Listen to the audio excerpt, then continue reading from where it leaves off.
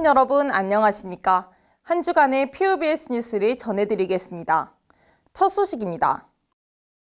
우리 대학 제56대 총학생의 피누를 이끈 이창준 총학생회장이 파면됐습니다. 클럽과 언론 탄압, 학내 구성원 고소 등 여러 논란에 대해 단과대 학생회장단들이 징계위원회를 열고 이 같은 결정을 내린 건데요. 총학생회 회원 자격을 박탈했다는 점에서 해임보다 더 높은 수위의 징계입니다. 우리 대학에서 총학생회장이 강제 해임된 건 2018년 이후 6년 만인데요. 이 총학생회장이 불명예 퇴진하기까지 그간의 배경을 송채은 기자가 보도합니다. 지난 11월 2일 우리 대학 익명 커뮤니티 에브리타임에는 총학생회장 부산대 이름 달고 클럽 갔네라는 제목으로 우리 대학 이창준 총학생회장이 공유한 SNS 영상이 공개됐습니다. 10초 길이의 영상에는 부산대 총학생회 화이팅, 부산대 꼴통 땡땡땡은 땡땡핑이라는 글씨가 적힌 부산시 서면 소재의 모클러 전광판 모습이 담겼습니다. 이에 대해 부산대 학생을 대표하라고 했지 대표해서 클럽 가라고 했냐? 부산대 학생이라는 간판을 저런 데 쓰라고 준 건 아니다 등 글이 이어졌습니다. 여기에 이 총학생회장이 부산대학교 언론사의 혁신을 요구합니다라는 제목의 서신을 지난 10월 15일 우리 대학 총장에게 보내 언론사 주간교수를 비롯한 교직원의 해임을 요구한 사실과 함께 학내에 작성된 대자보 일부를 경찰에 고소한 사실이 밝혀지며 이 총학생회장에 대한 학생사회의 비판이 더욱 거세졌습니다. 이틀 뒤 우리 대학 단과대 학생회장단으로 구성된 확대중앙운영위원회는 우리 대학 재학생이 발의한 총학생회장 징계 건의문을 통해 정기회의에서 이 총학생회장에 대한 징계위원회를 열고 이 총학생회장을 사실상 파면했습니다. 학운위가 발표한 공고문에 따르면 이 총학생회장을 둘러싼 클럽 논란, 대학 언론 탄압 논란, 학생 구성원에 대한 고소 논란에 각각 징계 6호와 징계 5호가 내려졌습니다. 이 가운데 총학생 회원으로서의 제명은 우리 대학 총학생회 측이 규정한 가장 높은 수위의 징계입니다. 신분 보장 규정에 따라 회원 자격이 상실된 이 총학생회장은 총학생회장직을 잃게 됐습니다. 징계위는 이 총학생회장의 총학생위원 제명을 졸업시까지 이어가며 학생 자치에 대한 선거권, 피선거권을 비롯해 모든 활동에 대한 참여를 제한한다고 밝혔습니다. 이처럼 징계위가 강한 처분을 내린 건 이 총학생회장에 대한 누적된 학생사회의 불신 때문으로 보입니다.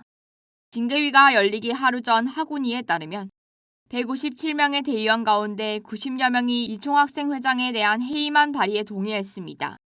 동의서명서를 전달한 인문대학 김준서 학생회장은 대의원들의 서명을 학우들의 의견으로 해석해도 무리가 없다고 판단한 것이 최고 수준의 징계를 내리는 데 합리적인 근거로 작용했다고 말했습니다. 이 총학생회장을 둘러싼 논란은 올해 초부터 이어졌습니다. 이 총학생회장이 부산대 배지를 달고 막말 논란 정치인의 선거 캠프를 방문한 것에 이어 출마선언 기자회견까지 참석하자 학내 곳곳에 이 총학생회장을 규탄하는 대자보와 현수막이 붙었습니다. 하지만 당시 징계위는 이 총학생회장에게 가장 낮은 수위인 사과문 권고 징계를 처분해 송방망이 처벌 논란이 일었습니다. 평소 자신의 잘못을 인정하지 않는 듯한 이 총학생회장의 태도가 총학생회의 리더십을 약화하고 있다는 신호는 여러 번 관측됐습니다. 일부 학운위원이 정기회의에 지속적으로 참석하지 않거나 정기대총이 재적 대원수의 미달로 6년 만에 무산된 것이 대표적입니다. 결국 지난해 12월 62.48%의 지지로 당선된 이 총학생회장은 임기 종료까지 49일을 남기고 학생들의 손에 의한 파면이라는 불명예를 안게 됐습니다. 이 총학생회장은 인수인계 기간 후 오는 22일 자정부터는 총학생회 업무 접근이 불가해집니다. 남은 임기 동안 총학생회는 서승범 부총학생회장이 총학생회장의 권한을 대행해 이끌 예정입니다. 총학생회장이 파면되는 초유의 상황 속에 놓인 우리 대학은 오는 26일부터 28일까지 2025학년도 학생회 선거를 치릅니다.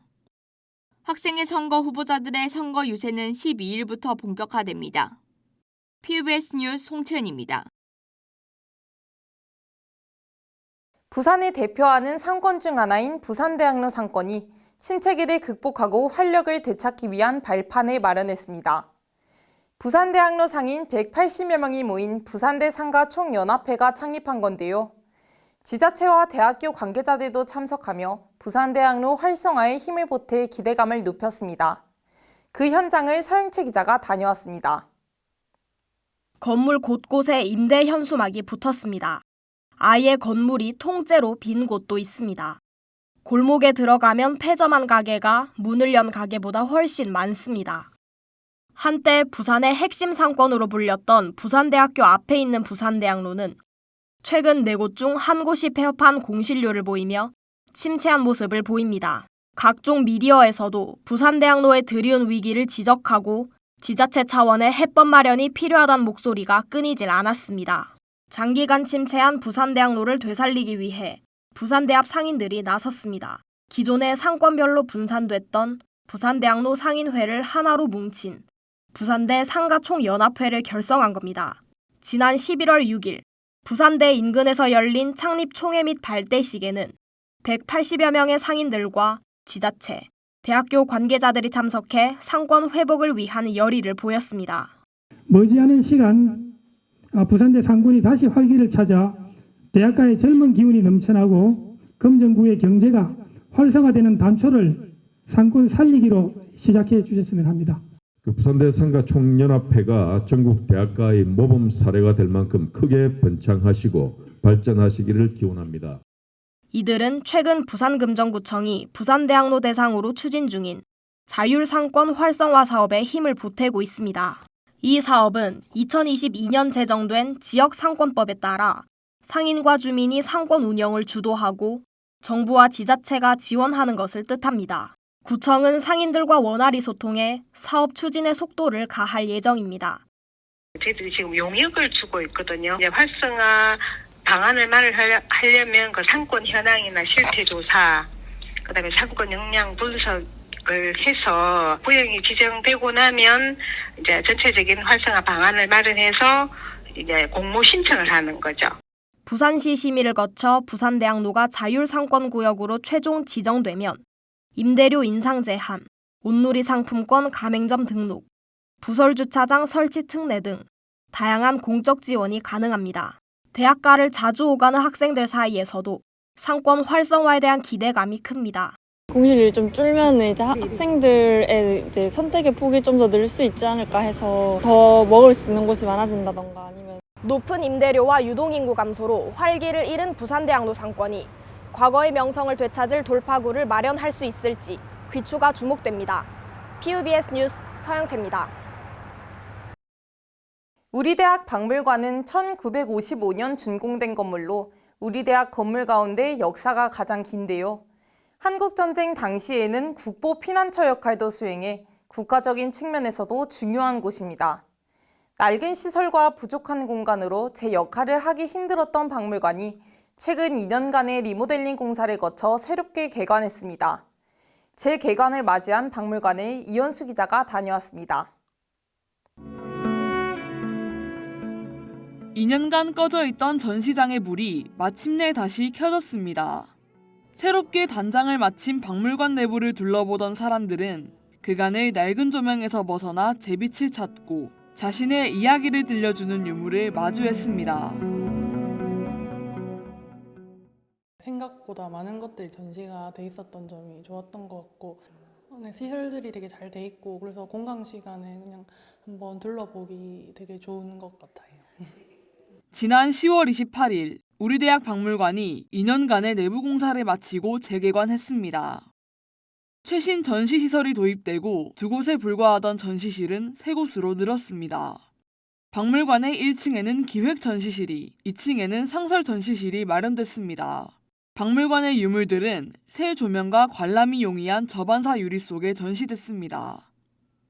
전시실 유리만 해도 엄청 고가의 저반사 유리, 지금 국립박물관들에서 다 쓰고 있는 저반사 유리로 다 바꿨고, 장의 수준은 이제 국립박물관하고 똑같다 이렇게 보면 될 거고. 박물관은 재개관 기념 특별전 명품 수장고를 나서다를 통해 우리 대학이 소장하는 부산시 유형문화유산도 전시합니다. 이 중 칠성도, 아미타 내용도 등의 등록문화유산이 대중에게 공개된 건 최초입니다. 개관일로부터 한 달 동안은 국립중앙박물관에 전시되어 있던 유물 울산 하대 고분군 23호분 출토 동정도 만나볼 수 있습니다. 한 달을 빌려와서 지금 한 달간만 전시하고 다시 돌려줘야 됩니다. 그래서 이 한 달 동안에 오면 그거를 볼 수 있는 거죠. 상설전 문화유산 기억을 되살리다에서는 우리 대학이 발굴 조사를 통해 발견한 유물이 전시됩니다.